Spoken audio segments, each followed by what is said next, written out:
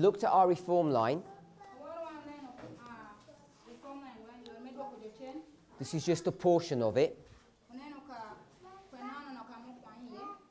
And what I've done is I've taken the line of the 144,000 and I've just taken a portion of that line. I've taken from 2014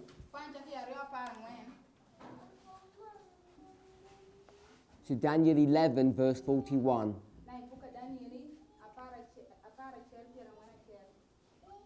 What we call the National Sunday Law. And the reason I've done that is because I wanted us to explore the relationship between the priests and the Levites. So what I've shown is that 2019, that marked the close of probation for the priests. And it's a point in time.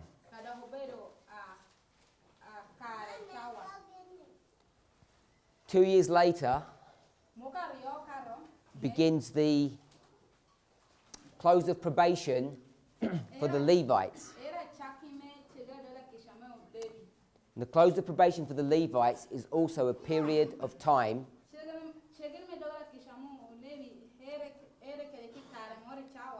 and it has similar characteristics to the first work of the priests. So the priests join the movement one after the other, as shown here.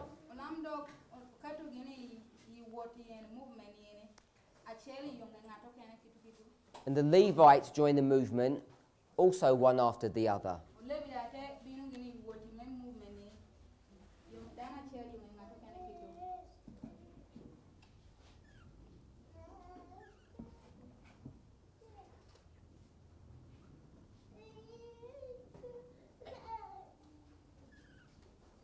So if this was a picture of these two groups joining the movement,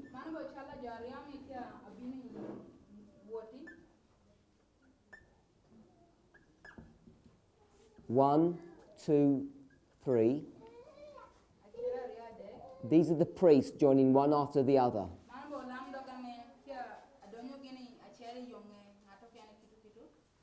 And if this was a story of the Levites, they too join one after the other.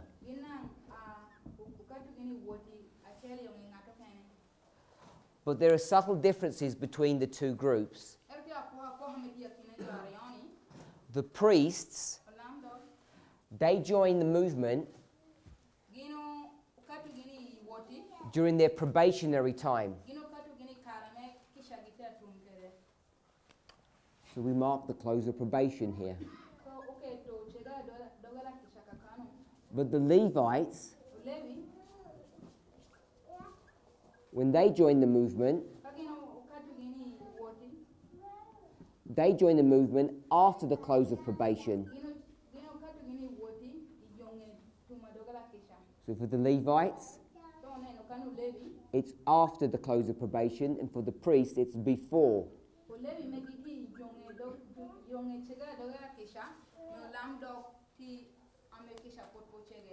But they both join progressively.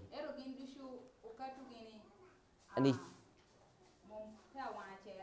if you look at the history of the Nethinims, or the world, you'll see that they too join progressively. And they too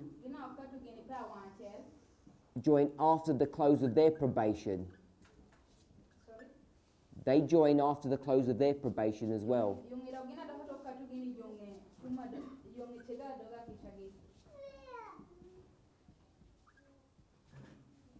So there's a subtle difference between the priests and then the Levites and Nethinims.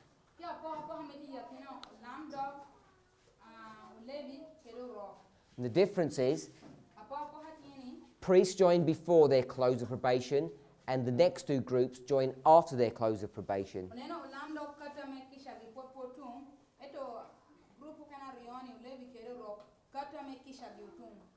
But everybody joins progressively. Now people become confused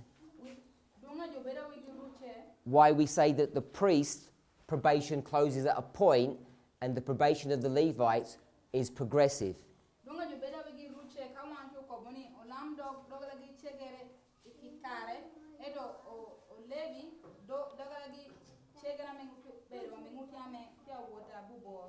But if we don't think about it in those terms, if we say that this is a story of joining the church, if this is the story of joining, then everyone joins in the same way, progressively.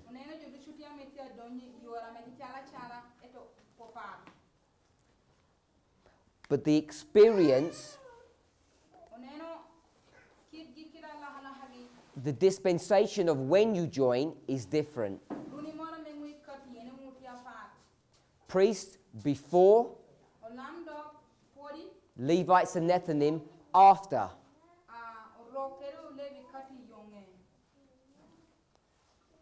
So hopefully that's clear. By the way, if people have questions, can they please write them out and give them to one of the organizers?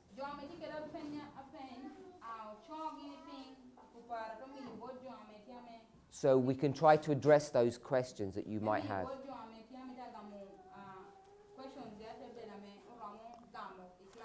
So when you look at this story here, you see that the Levites and Nethinims come immediately one after the other.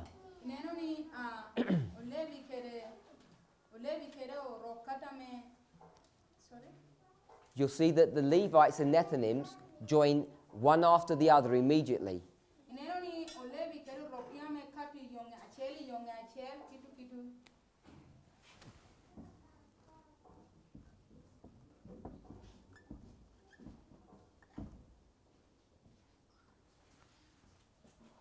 But there's a gap between when the priests join and when these other two groups join.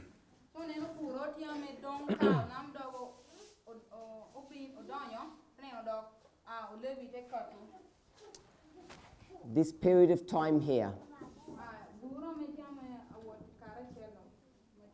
And the question is, why is this period existing? Why is there this gap? That's what we're addressing in our studies.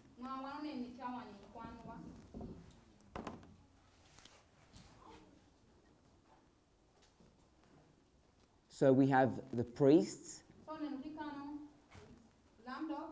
and then we have the Levites and Nethinims. And this is the story of joining. And why is there this space? That's what we're trying to address.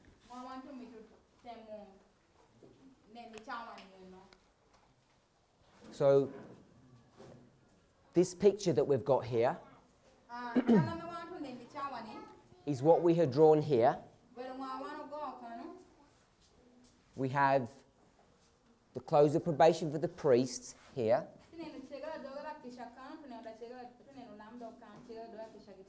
Then the close of probation for the Levites. And we've said that it's a point. And it's a period for the Levites. So this picture is the same as the one we had yesterday. This is what we drew yesterday. And so the question is, why is there this 2-year period?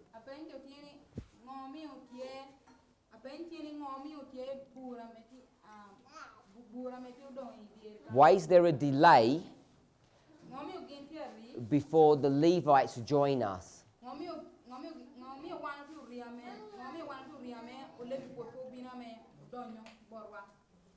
So we began to try to explain that.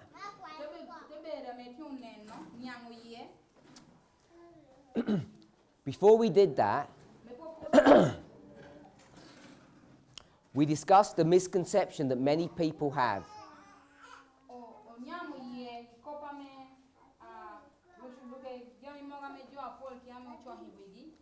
Each of us has experienced joining and leaving.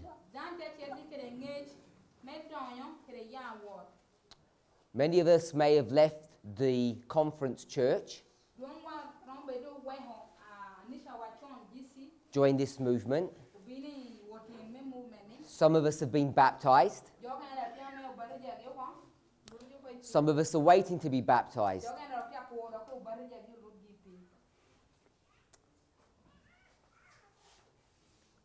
Within our movement, there has also been a work of separation. People who had joined our movement, some of them have left. And so we have, in this time period, this separation that's occurring.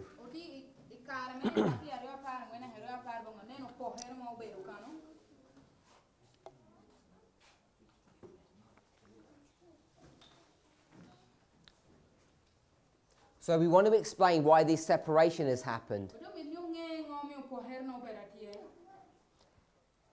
If you were to go to Desire of Ages, page 333,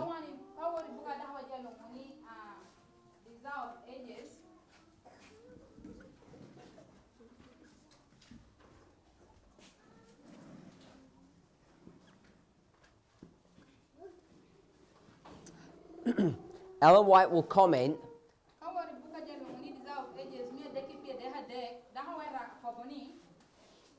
on the major parables of Christ.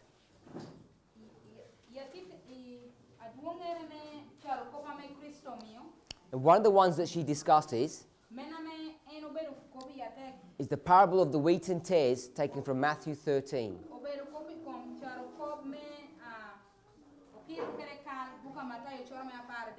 She says the purpose of that parable is to teach us a certain truth.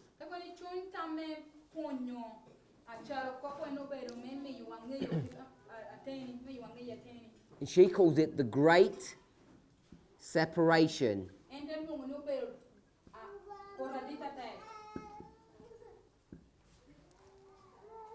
Now, what I recommend that we need to do, if you want to understand this parable, Matthew 13, verses 24 to 30, is that you should go to 2 camp meetings, 2 series. So I'll put a star here, and that one will go down to here. So the first one that you should go to is Kenya, November 2018.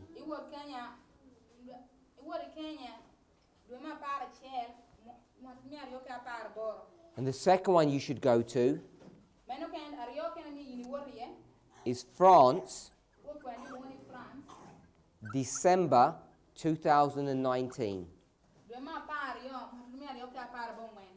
And we didn't discuss those yesterday. These 2 camp meetings, they will discuss Matthew 13, 24 to 30. The parable of the tares. If you go to Kenya, this was a school of the prophets. It was 1 month long.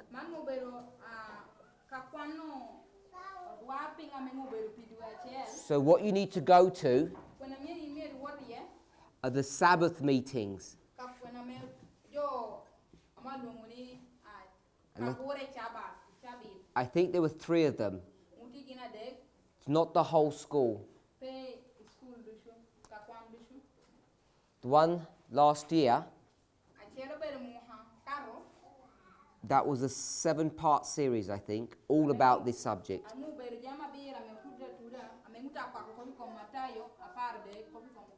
So if you want to understand Matthew 13, Parable of the Tares, this is where you would go. And if you went here, what you would see is that there is a separation that's identified as occurring in God's church. But that separation is not the separation that we see in this 5-year period. It's not the separation of you leaving the conference structure. And it's not the separation of those people who have left this movement.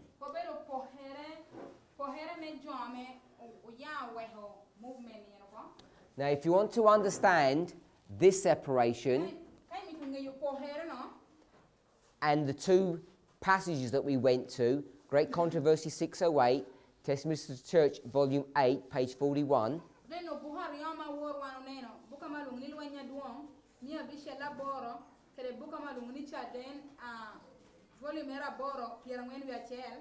then for that information, if you want to understand the separation, then you need to go to another series.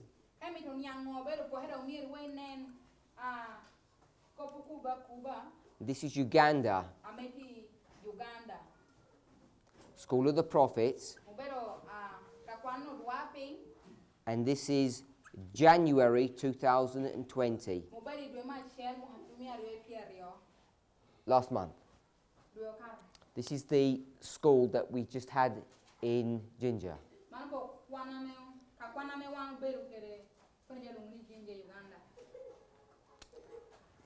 Maybe I'll take out the School of the Prophets because it's the camp meeting as well.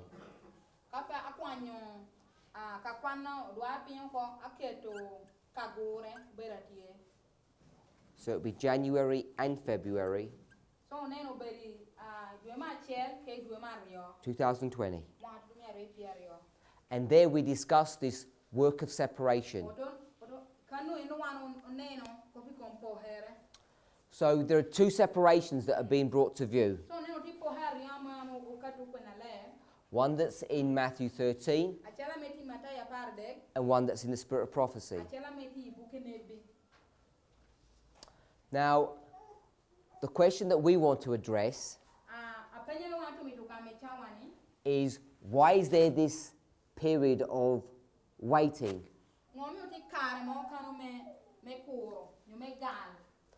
And I gave the reason for that.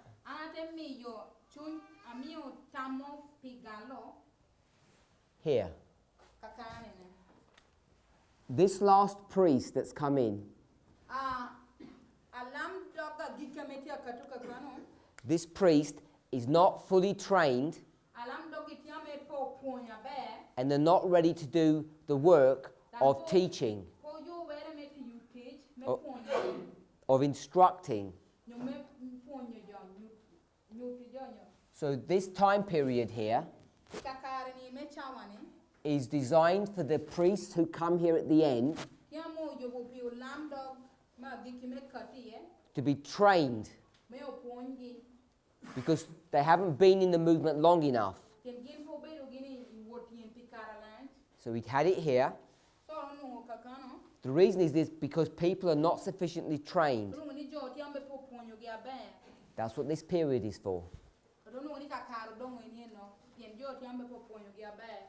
And so we've done it here. We said that the priests come in. There's this last one here. In this picture, it's number 3. We've got the last priest, and they're joining just before the close of probation. And the close of probation is a shut door. So we're adding more and more information to our model.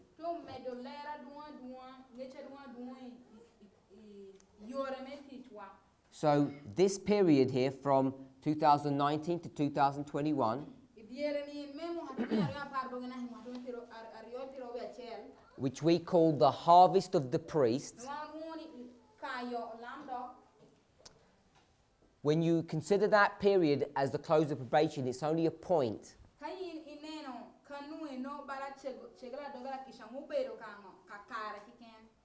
So everybody's case is already decided. So you're familiar with the parable of those people who work for a farmer. And some of them come at the beginning of the day, and some of them come at the end of the day. So if you take that concept, some people come at the beginning, number 1,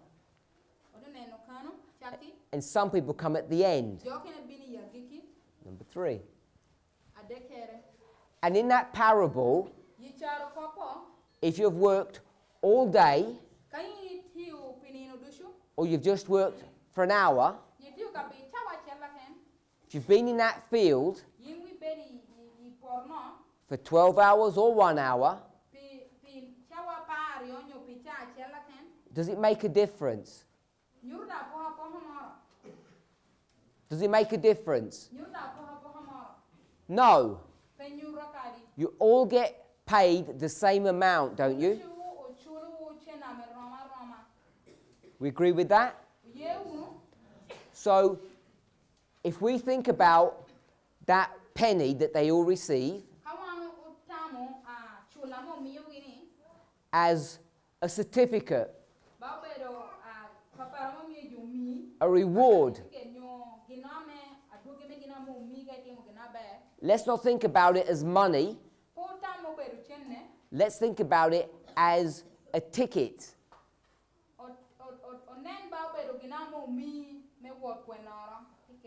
Or a certificate.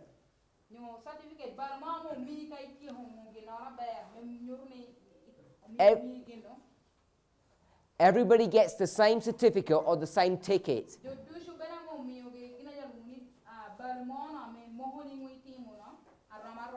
It's like an examination where you either pass or you fail. So everyone has passed. They've all been rewarded. And they all receive the same reward. So whether you join this movement at the very beginning, 30 years ago, or you join at the very end, everyone is considered a priest. And that's where that story ends. The parable that Christ gives us. So we want to take that model that all of us, wherever you came into the movement, are all priests. We're all equal. We don't have two types of priests. Like a superior or a clever priest and an inferior or a ignorant priest.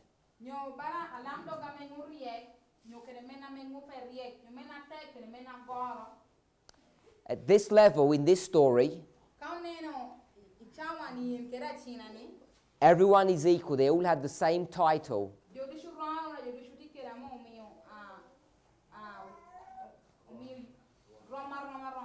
Now the problem is, when you're going to ask those people to begin to do a work,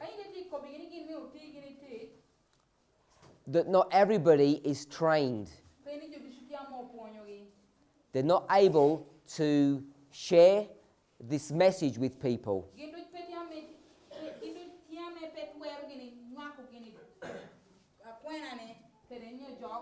So this period,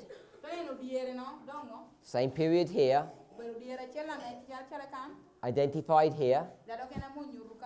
This is a period of training or preparation for the priests, particularly those who have come in at the end.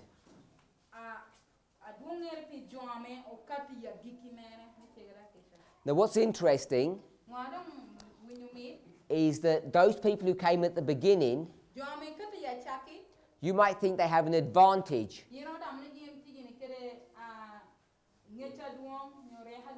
because they've been here a long time.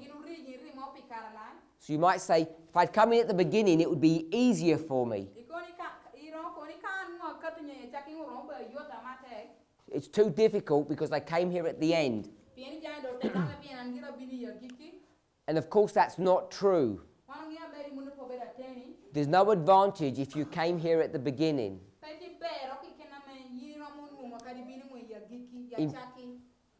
In fact, there's disadvantages. Now I want to take this period of time, and as I've shown up here, I want to divide it into two parts. So this is this, 19 COP, 19 COP,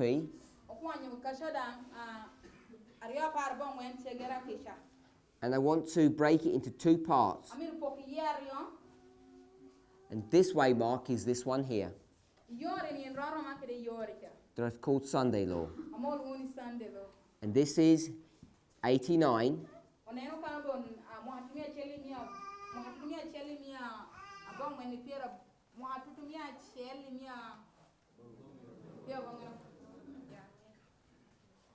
So I've taken this, where everyone's joining, and I've broken it into two parts. So you've got priests joining in this history, and then you've got priests joining in this history. And when we said last, when we said the last priest, talking about this group specifically, we'll call this the first group. So you might think, if you're here at the beginning, you're at an advantage, and you're not. The problem is if you joined here in the early days,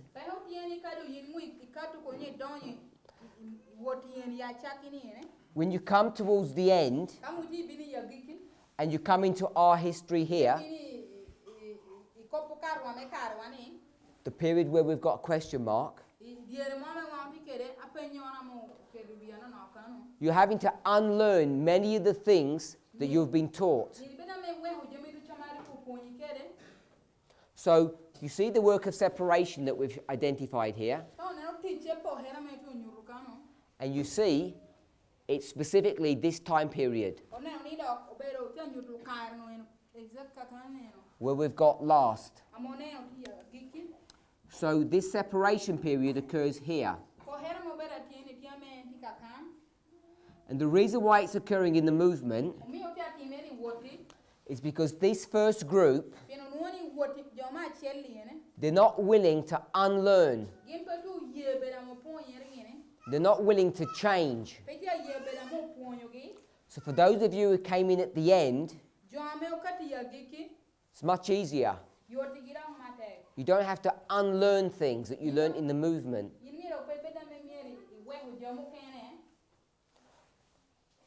However, There are many things that were learnt here. The people who are new don't understand. And this period here, this 2-year period that we have, it's to get everybody up to speed so that we're all equal. And I can't stress this enough. In this room, I know there's over 100 people here. And more than 90% of you fall into this category. I don't think there are even more than 10 of us who are in this group. And this training period that's been given to us, it looks long, 2 years, but it's not. You have very little time to prepare. And therefore this work of education must happen very rapidly. And this becomes much harder than you might think. Because we're at a place now where, in our experience, we've come to a time period where God is giving light very quickly to his movement.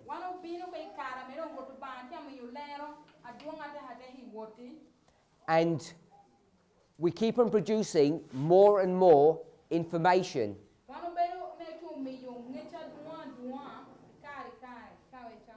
It's only the second week of February,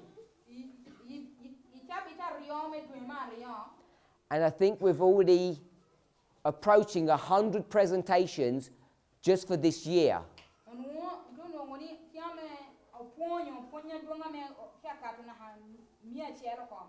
So this is around 110, 120 hours of material just for 2020.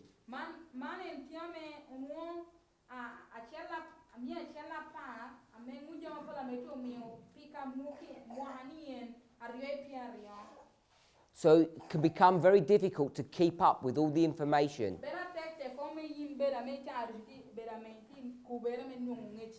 And the problem is you can't afford to miss anything. Now, I'm not suggesting that everyone has to watch every video. But everybody needs to know what was taught on all of the videos that have been uploaded, that have been produced. We're all familiar with the midnight cry message.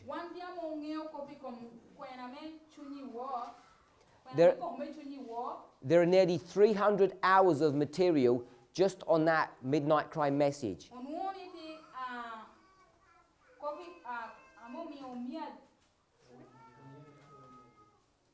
There are nearly 300 hours of material.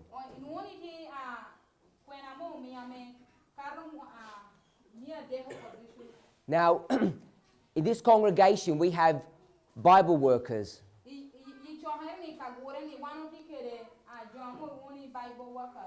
We have people who understand this message. And this is a word of instruction and also of admonition to those people.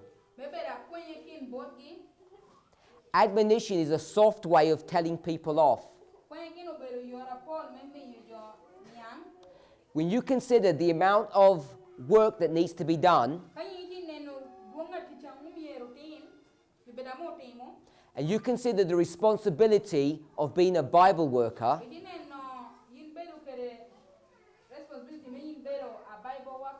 this is not a time period for those people who are in full-time ministry to start presenting their own thoughts and their own ideas. of what they think is right or what they think is wrong. In my opinion, it's the height of selfishness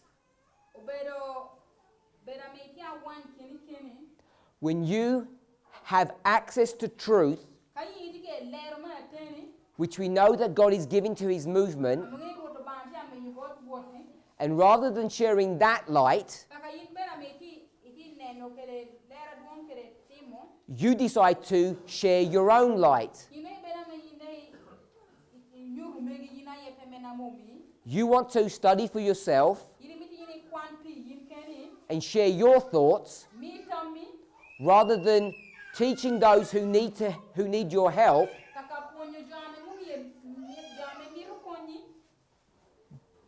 The established light that everyone knows God is giving to this movement.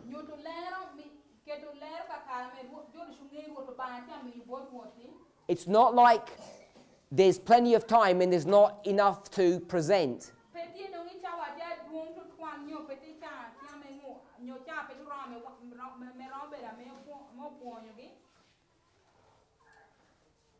I hope I make myself clear. The expectation of a teacher in this movement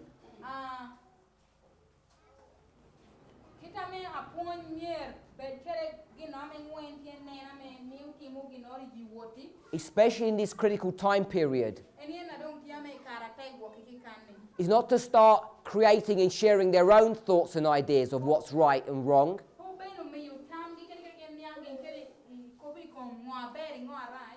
but it's to recognize the message of the hour, understand it for yourself, and share it with your fellow brothers and sisters.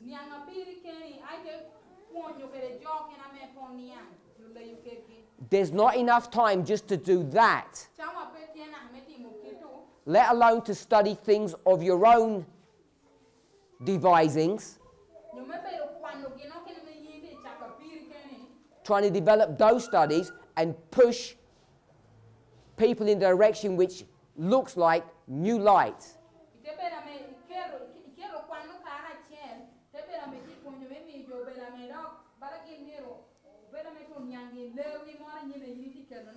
We're doing a disservice to God's movement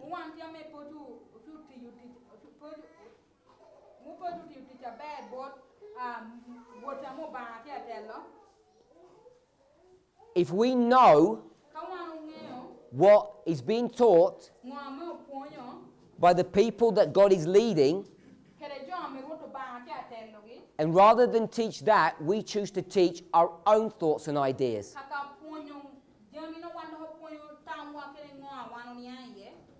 We don't have the opportunity or the time to do that.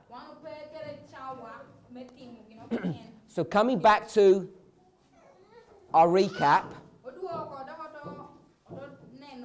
this is a time of training and preparation for the priests. For the first group, a work of unlearning needs to be done, as well as learning. And for this last group, the last priest, they need to be trained to be brought up to speed so that no one is at a disadvantage, so that we have a fully prepared priesthood to go to the Levites.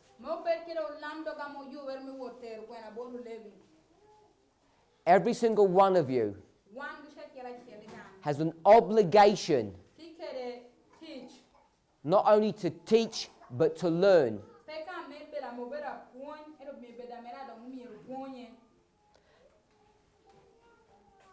That's this point here. God created this line. He has directed the work of humanity,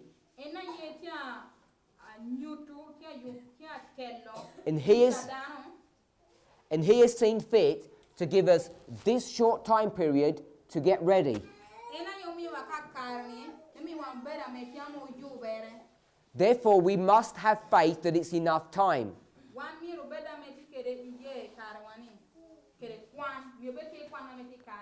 However young you are, however old you are, whether you have a family or you're single, God has decreed, He's given us this time period, and therefore we must know that it's enough time. There's a second problem.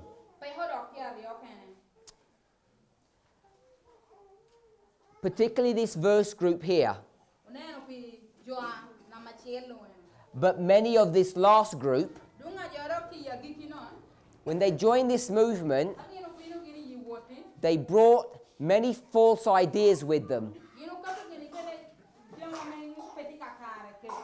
Many misconceptions. This first group, when they began to teach this message, they thought it was wise for them to incorporate all these wrong ideas into the message. And so what we ended up with is a movement of priests that was broken and damaged. We had a priesthood that was patriarchal. Patriarchs? That was focused upon the needs of men.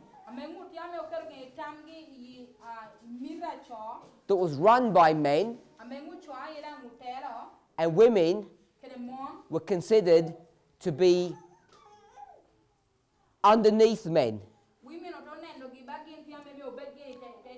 They needed to be in subjection to men. These thoughts and ideas, which these people had brought into the movement, were taught at a personal and doctrinal level.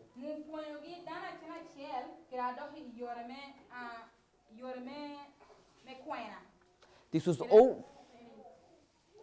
was all based upon wrong ideas or misconceptions of inspiration.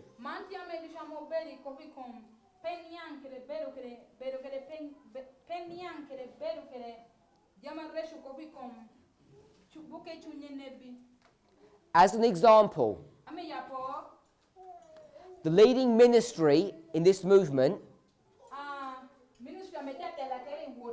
Future for America, had a church fellowship associated with them. And every Sabbath, after the Sabbath school, where you had the divine hour service,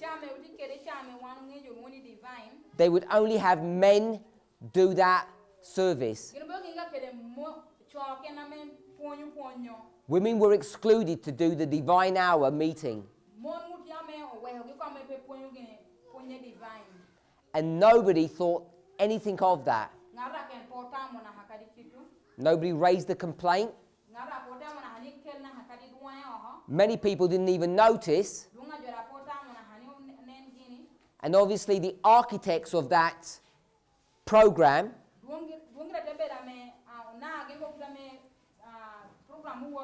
that preaching roster,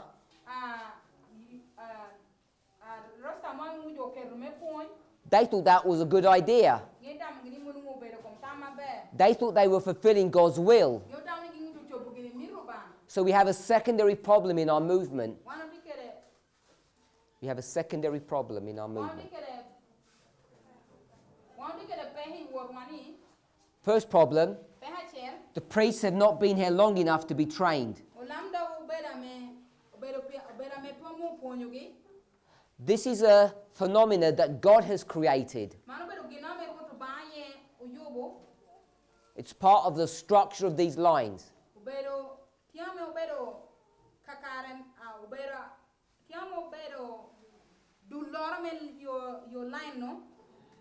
But there's a secondary problem, a bigger problem. And this is the problem of gender inequality.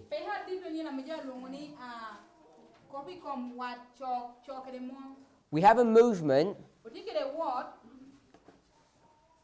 that has half of its members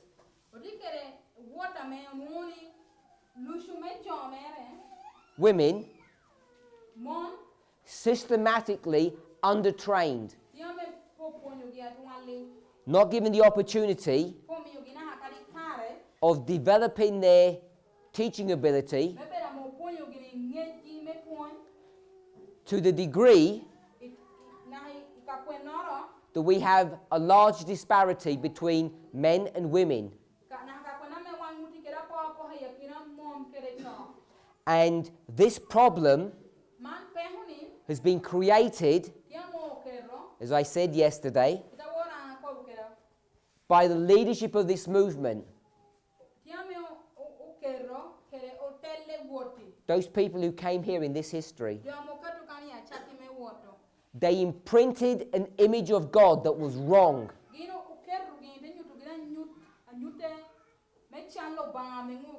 This image of God was stamped upon the hearts and the minds of the priesthood,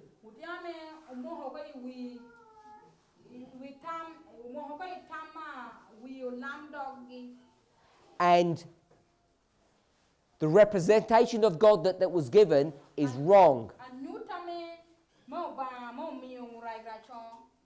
So we've come to a place now, in this period of waiting, that we need to take the opportunity to train and prepare the sisters for work.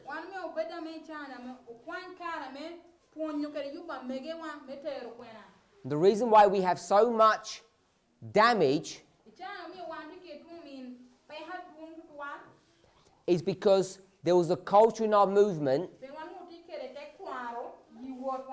that women were suppressed. And this culture was fostered and encouraged at the highest level of our movement.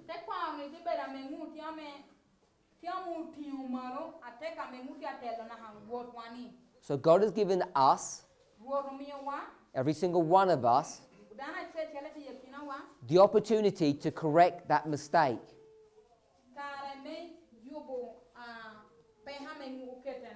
So we have been freed from those leading brethren who would oppose this work. Those who created and promulgated those damaging ideas.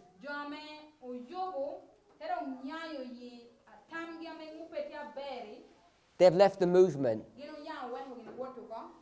They've separated.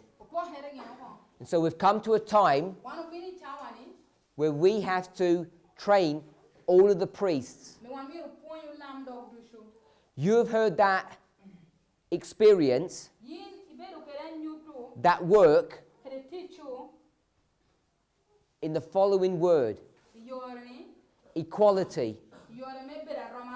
So when you hear the word equality, the reason why we need equality in our movement, because we can't afford to have half of the priests not properly trained. And the reason we see that has occurred is because the movement itself has done that damage.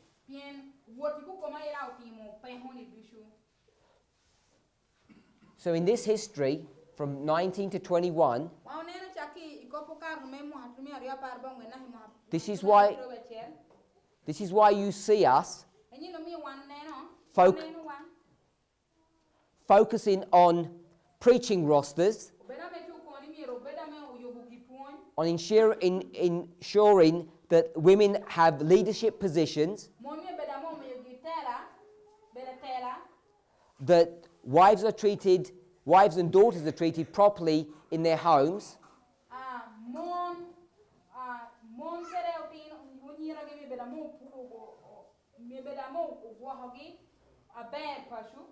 That we're prepared to discipline men who mistreat women in their homes.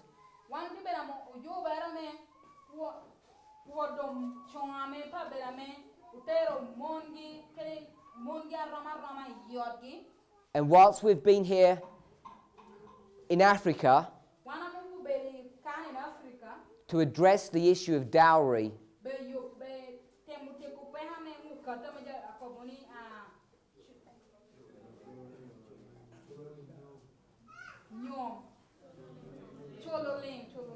which is just a very clever word of actually saying slavery,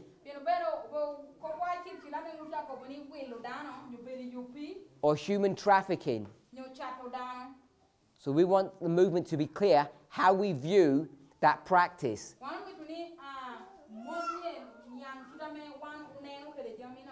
We can no longer accept the practice of human trafficking.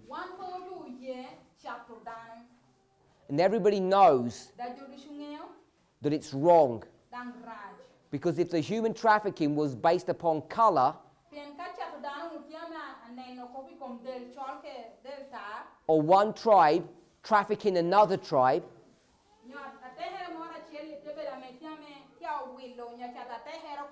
no one would tolerate such behavior.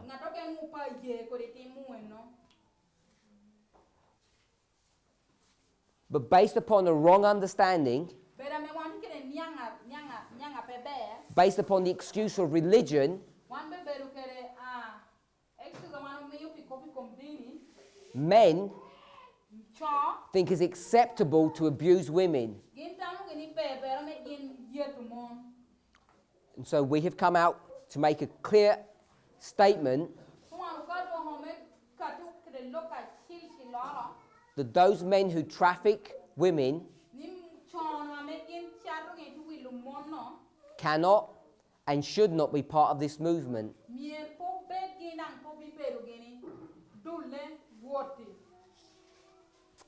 So we discussed this training period. We discussed why it has occurred.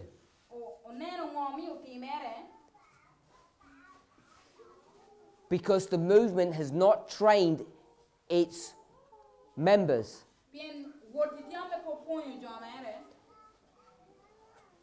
So we are now focused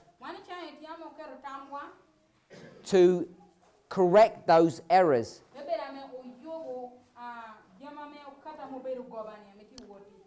It's surprising to me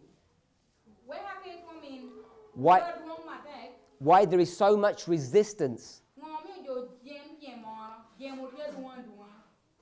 both by men and quite often by women, that they don't actually recognize the necessity of doing this.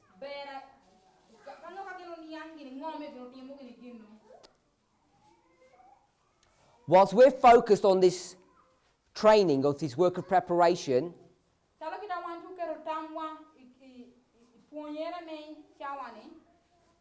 in the time period of Jacob's trouble, of Elijah's trouble, these people here who helped create this atmosphere, this culture in our movement,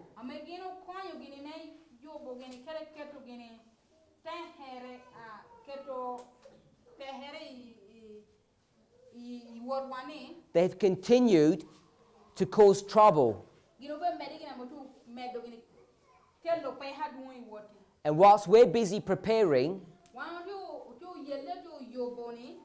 what they're doing is, based upon other false ideas, primarily time and geography or location,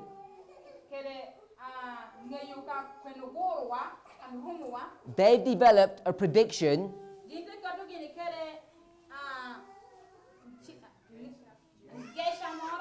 that Islam is going to attack the United States on July 18th this year.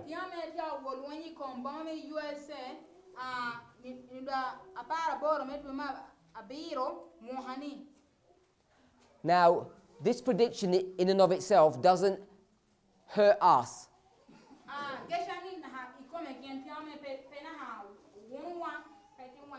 Because we're in the work of preparation. But the problem is that these people are going to hurt and damage other people. Now, I'm not sure why, but there are people who actually think that there is some merit to this prediction. They seem beguiled, deceived. They seem beguiled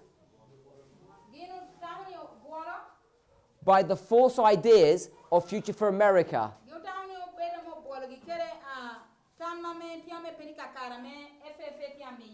In the same way, many people were beguiled by their false ideas on equality.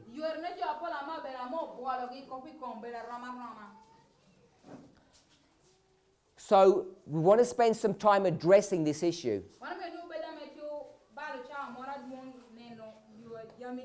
Whilst God expects us to prepare, they're busily doing false predictions. Ellen White calls the time period that we're in Jacob's time of trouble. Of course, when we do that, we have fractalized the experience or the line of God's people that we're given in great controversy.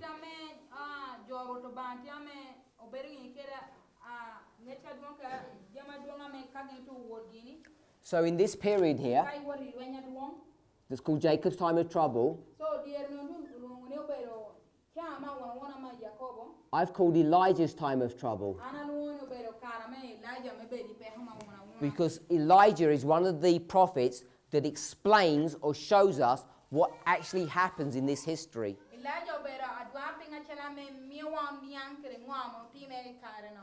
And it's an ugly picture. The ugliness is not how ugly the world is.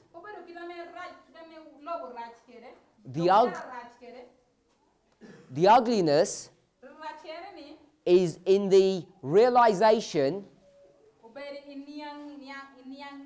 that Elijah has failed in his mission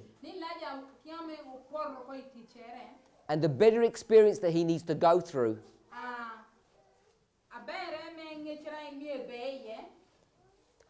I'm not sure why, but Adventists, probably like yourself, think that when Michael stands up in Daniel 12:1,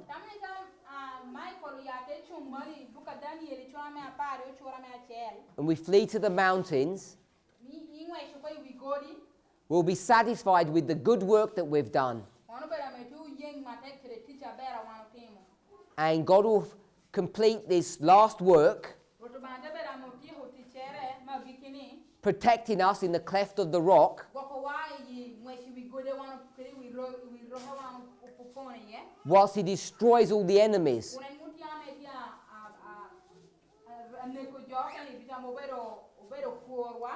Now that might be one perspective that you like, but it's not the complete story of that history. There's another version, a darker, more ugly one. A version of failure, of not having faith, of past mistakes that have not been fixed and sorted out.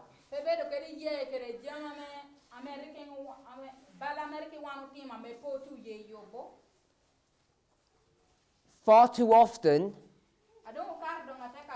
we want to take the perspective that's given to us in the great controversy or the book of Revelation. We want the plague version. We like that version because we see ourselves separate from the world, and the world is being punished and destroyed by God's wrath. And we say they deserve that. We will be protected and hidden and shielded from that. Now that's one version, but I want to suggest that's the peace and safety version. The version that we should focus on, that we should be paying attention to, is the version that's given in the story of Jacob.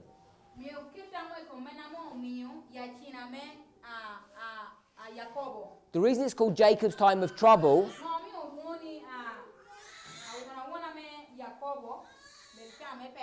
is because who's in trouble? Jacob or his brother? Jacob or his family? Jacob or his wicked, horrible father-in-law?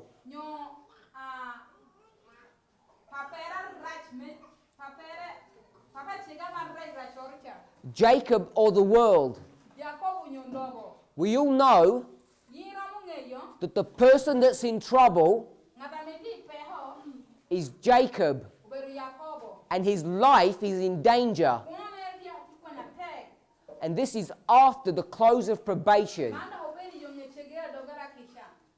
Our concepts, our ideas, even of Daniel 12:1,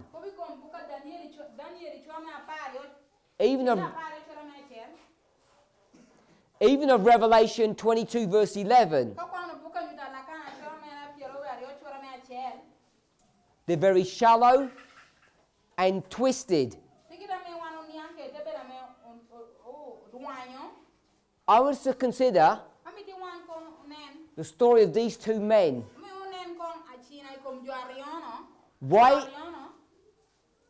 Why is Jacob's life in danger? Do we know why? Now you might say, well, his brother's pursuing him.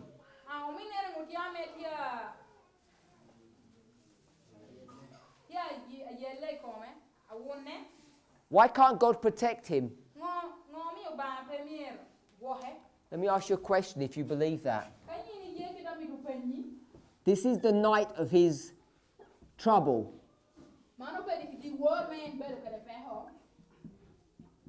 The night of trouble.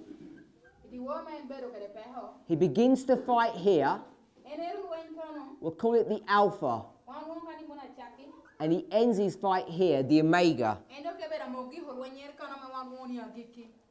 At the beginning, he is scared of his brother. What's his brother going to do? He's come to kill him, isn't he? He's come to kill him here. And Jacob is scared. He fights with the angel. And by the time he gets to the end, Jacob has changed. What's his brother doing? Has his brother changed? No. What's he going to do? He's still coming to kill him. Jacob knew he was going to kill him then, and he knew he was going to kill him then. So why is Jacob happy now? He never received any assurance that everything was going to be okay. He doesn't know that his brother's going to be held back and restrained. So in this story, it's not about the brother. The problem is not the world. The problem is the priest. And why is he so scared and worried here? This is the close of probation. Now if you go back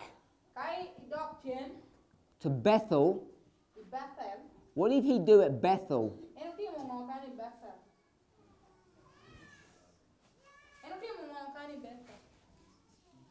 Justification by faith.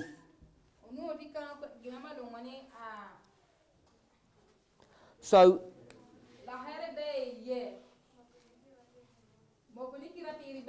he's justified here. We would call it becoming a Christian. And then, he has all of this trouble.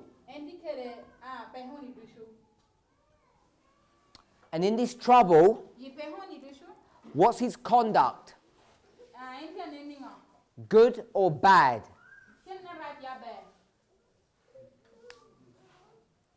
So it's a mixture. Surface reading, you would indicate, or you would think that he was good. But he still is holding on to many things. Many cherished ideas which are wrong. And by the time he gets to here, to midnight, his time of trouble, he is scared. And why is he scared? He's not scared of his brother. He's scared because his relationship with God is not right. And this is after his probation has closed. Ellen White will tell you it's at this point, we would call it the harvest, that he actually comes to a place where he finally gets rid of his sin problem. The way she expresses it, he relinquishes cherished sins.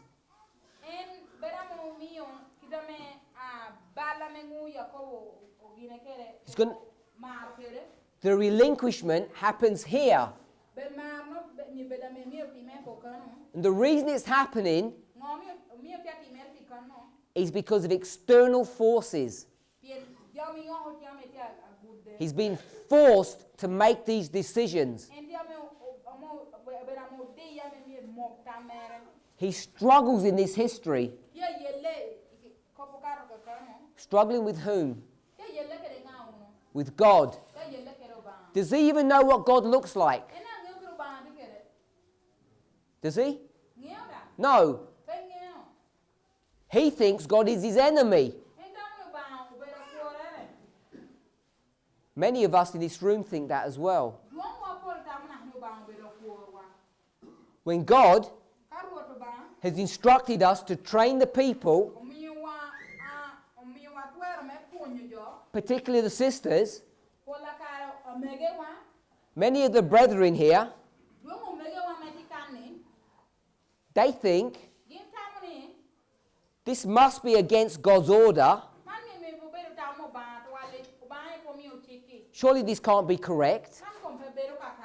And so people now are fighting with an enemy. And the story clearly tells you who they're fighting with. With God. So if you believe in line upon line, you'll say that you do. Don't go to the pretty story in Great Controversy, chapter 39.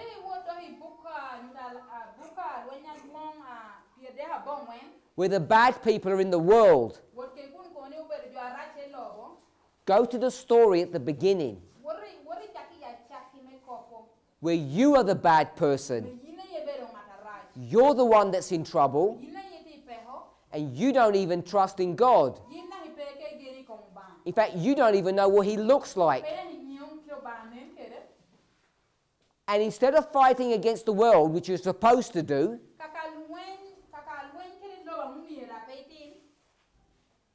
you find that the priest is actually fighting against God.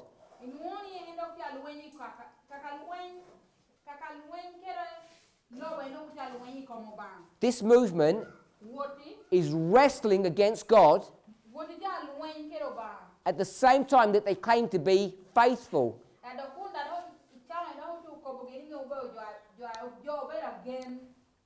And you know, in the times of ignorance, God could wink at us.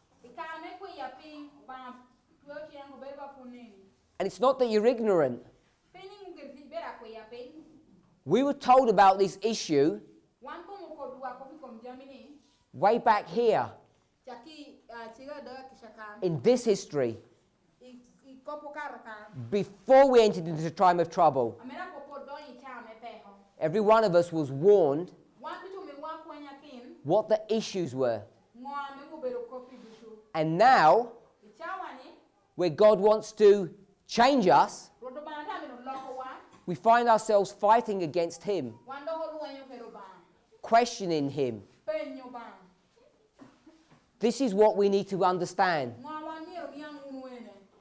Future for America are out of control. They're just doing their own thing at the time period where they should be wrestling with God. They will never realize who God is. You and I have an opportunity. We have an opportunity to stop fighting against Him, to stop resisting Him. The problem is, many of us think this is a distraction.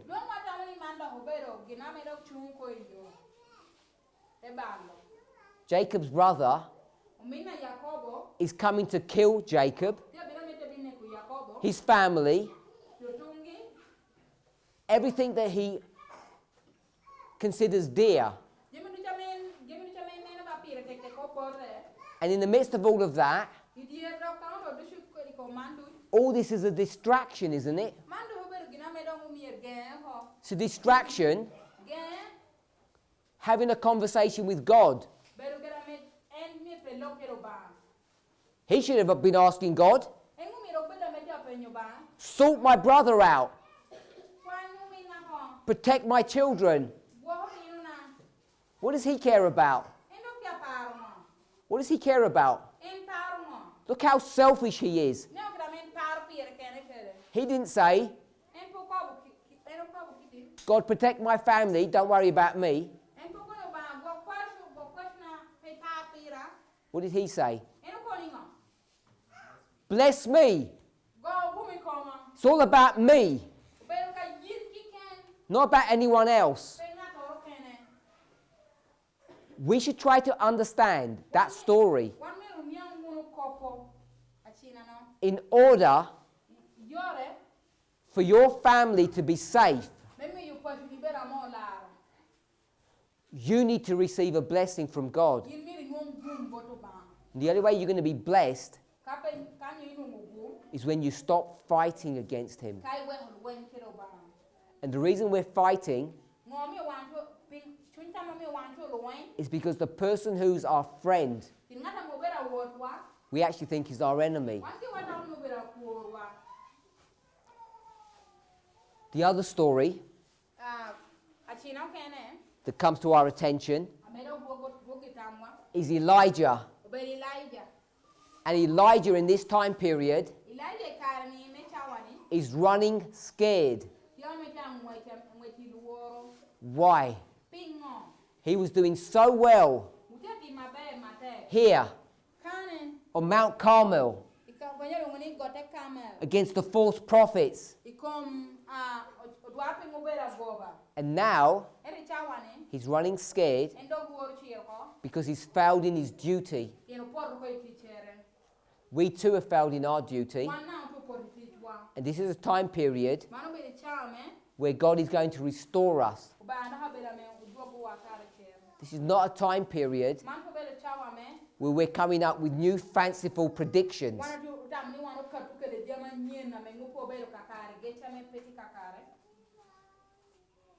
I really cannot emphasize strongly enough how much danger every single one of you is in.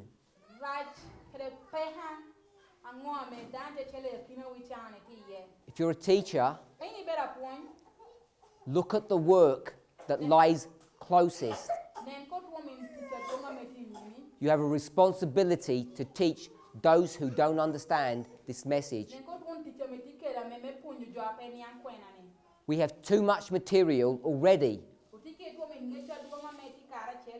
There's not enough time in one day to teach what we currently have.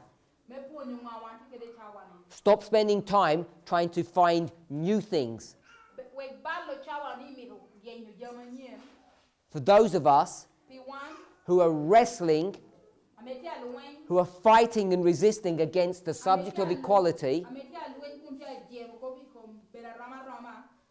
realize that your enemy, the one that you think is your enemy, is actually God. You're fighting against him in fighting against these truths. Each of us needs to come to a place where we realize that the most important thing in this history is what? That God would bless us. This is the only opportunity that you have left. This short window of opportunity to receive a blessing from him. And the only way you will ever receive that is if, like Jacob, you're willing to put away your cherished sins. And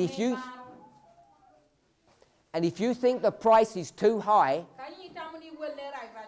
it's too painful, Jacob was crippled for the rest of his life. And every time he walked, it hurt. He didn't just have a limp. God ensured that it was painful for the rest of his life every time he walked.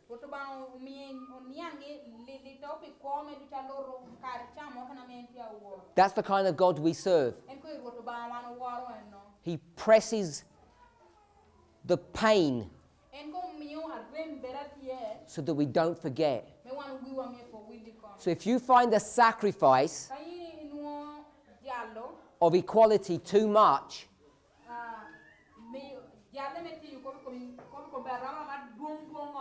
you'll not receive the blessing.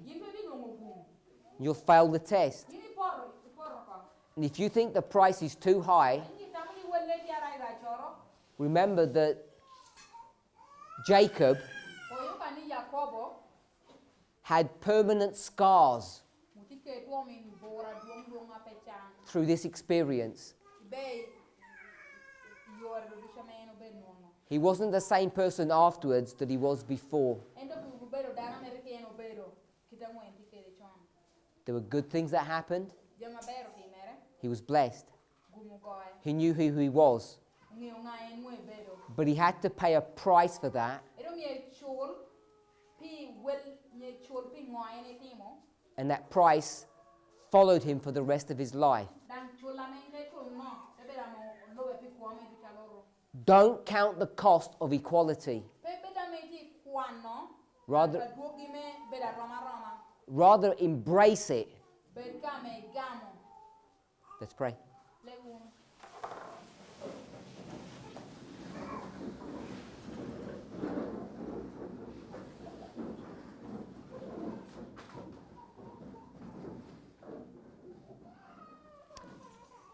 Heavenly Father, we thank you for your goodness, your watch care over your people. Lord, as we realize the very short time that we have, perhaps in a way that we haven't understood before, may the Holy Spirit continue to impress upon our hearts and our minds the necessity of change. Lord, if we have been fighting against you, thinking that you are our enemy, may we spend a few moments here kneeling before you, repenting and changing. Lord, for those of us of experience in this movement, in these truths, those of us who are quick of mind, may we spend our time here at this convocation helping and assisting those who don't understand what's being taught, who don't have clarity on these issues. Be with us and bless us, Father. We thank you in Jesus' name.